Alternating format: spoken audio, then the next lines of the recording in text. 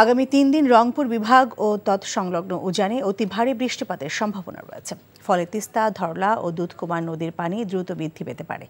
এ সময় লালমনিরহাট, নীলফামারী, রংপুর ও কুড়িগ্রাম জেলার তিস্তা নদীর পানি বিপদ সীমা বরাবর প্রবাহিত হতে পারে। বন্যা পূর্বাভাস ও সতর্কীকরণ কেন্দ্রের উদ্ধৃতি দিয়ে আজ দুপুরে এসব তথ্য জানিয়েছেন লালমনিরহাট পানি উন্নয়ন বোর্ডের নির্বাহী প্রকৌশলী Sunil Kumar.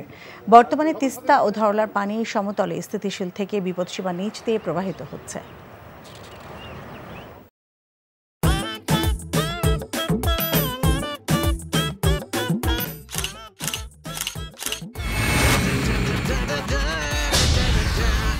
Thank you so much.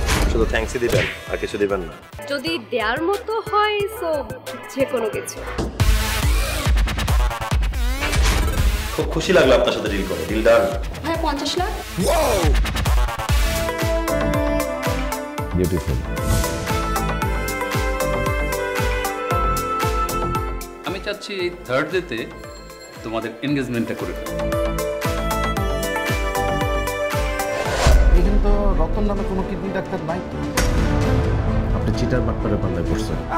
আল্লাহ রে।